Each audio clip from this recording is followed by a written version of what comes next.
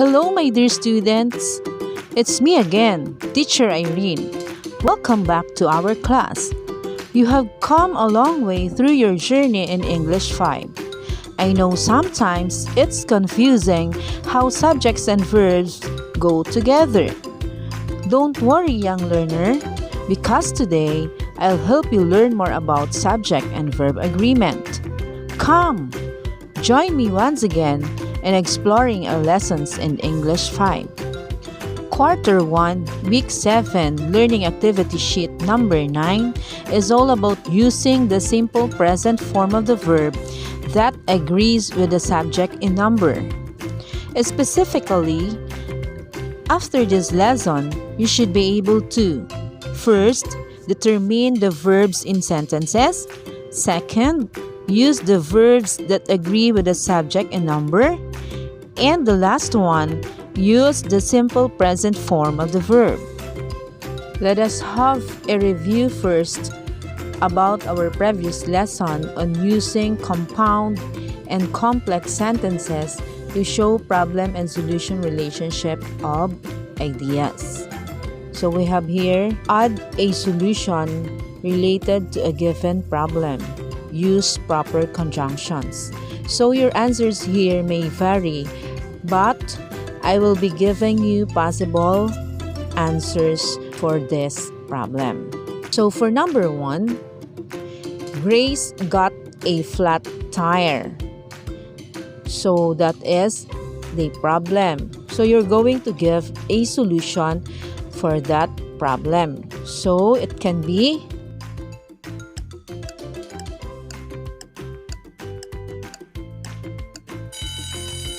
Grace got a flat tire, so her son is coming over to help her. So her son is coming over to help her is the solution. Okay, how about number 2? Patricia has a sore throat. So what will be the solution?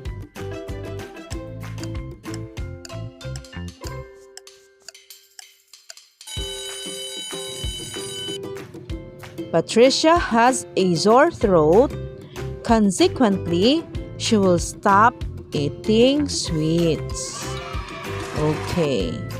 How about your answer? What is your answer here? So the solution, she will stop eating sweets. Okay. How about number 3? Ronnie left his wallet at home.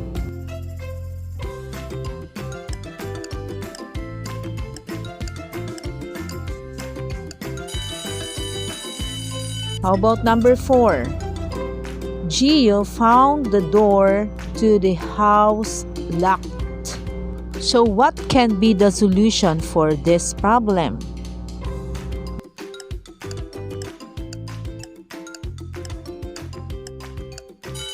Gio found the door to the house locked. That's why he is now looking for the spare key. So the solution, he is now looking for the spare key. Okay, how about number 5? Enrique needs cartolina for the project. So what will be the solution for this problem? So we have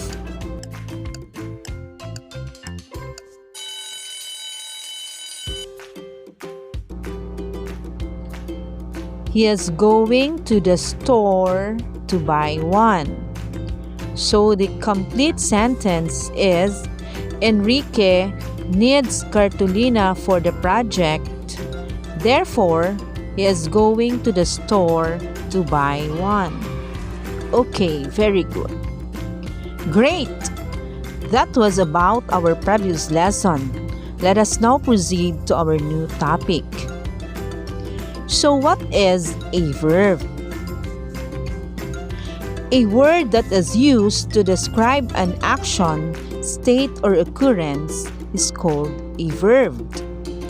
Examples: we have jump, dance, and swim. These words are called action words. There are also verbs that do not express action. These verbs are called verbs of being. They are forms of the verb be. They are usually used as linking verbs or as helping verbs.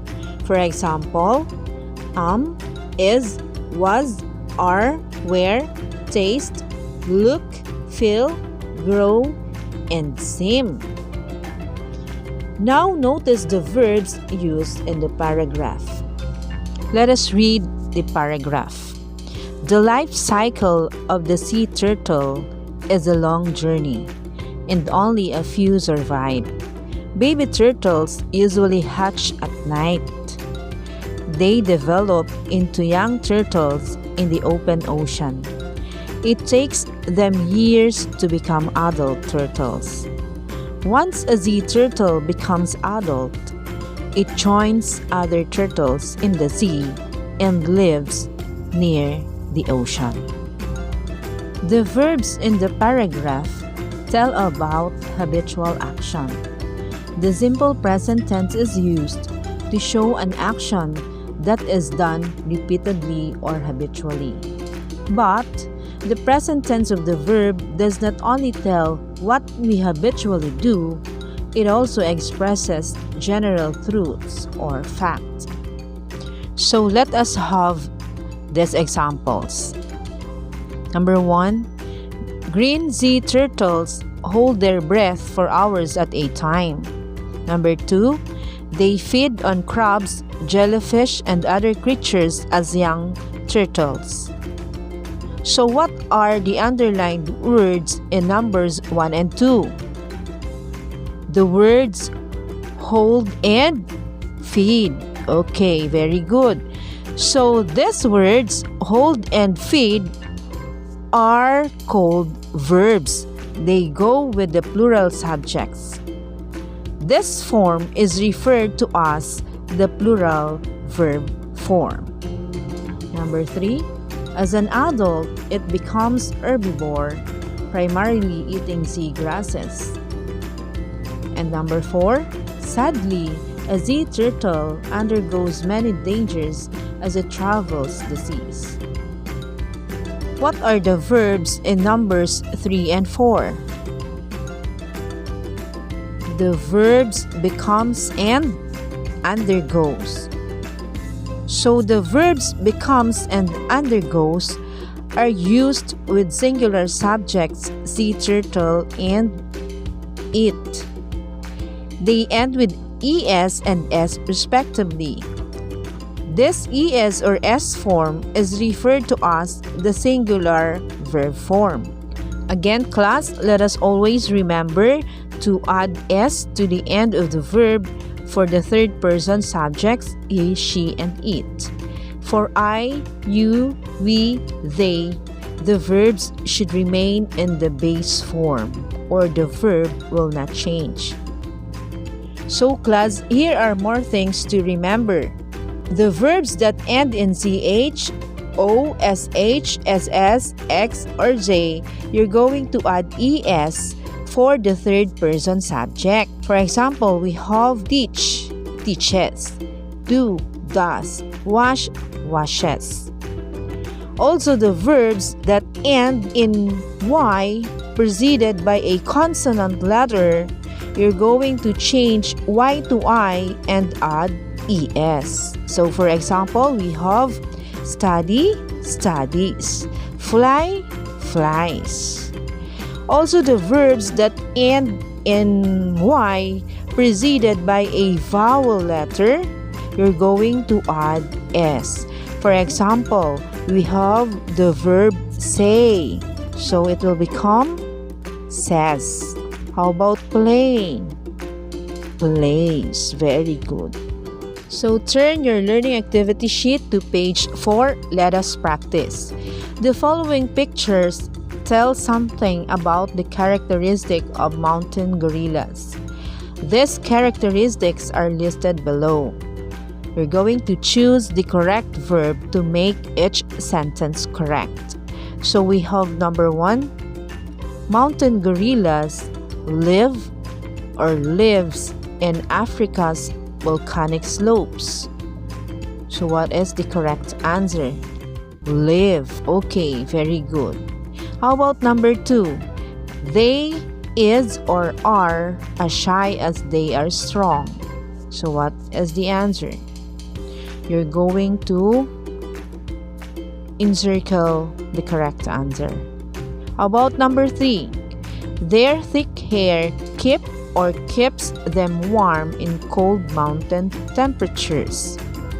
What is the answer? How about number 4? A female gorilla carries 1 or 2 babies at a time. What is the answer? The subject is a female gorilla. Okay. How about number 5? A young gorilla enjoys playing, climbing trees, chasing one another, and swinging from branches. So what is the correct verb to be used here? The subject is a young gorilla. Okay, very good. Again, class, let us always remember to add s to the end of the verb for the third person subjects he, she, and it. For I, you, we, they, the verbs should remain in the base form, or the verb will not change. The verbs that end in ch, o, sh, ss, x, or j, you're going to add es for the third person subject.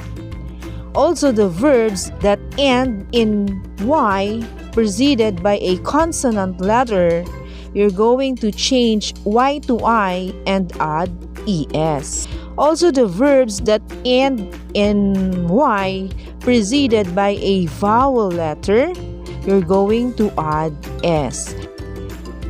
Every Saturday, I blank up at 7 o'clock in the morning. So, you're going to use wake or wakes. What is the subject? I. So, you're going to use the verb wake. Okay. So, the verb will not change. Very good. How about number 2? My mom always blank my favorite breakfast. She blank cooking very much. So the verbs to be used here are cook and enjoy. How about number 3? Saturday are also the time that we blank breakfast together. So the verbs that you're going to use here are be and eat. So what will be the correct form of this verb? How about number 4? Sam, my brother, blank the dishes. So the verb that you're going to use is wash. So what is the correct form of the verb wash to be used in this sentence? The subject is Sam. How about number 5? Before playing outside, my father blank us some household chores because he blanked us to be involved in the house. So the verbs you're going to use here are assign and want. Okay. So let us proceed to your last activity. Turn your learning activity sheet to page 5. So write the correct present form of the verb in parentheses. Number 1, the lion blanked the second largest cat in the world. The verb here is be. So what is the correct present form if the subject is the lion? How about number 2? Unlike other cats, lions blank very social animals. The verb be also is given. How about number 3? They blank live in groups. So what is the given verb?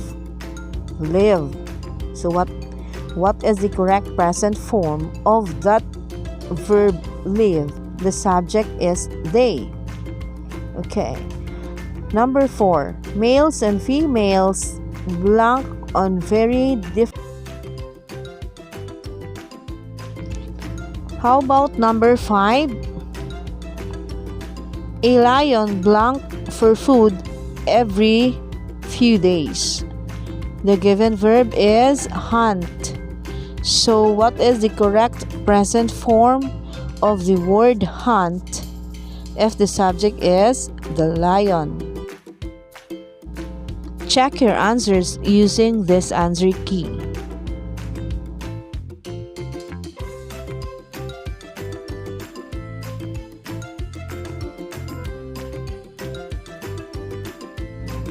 If you haven't subscribed yet to my channel, just click subscribe.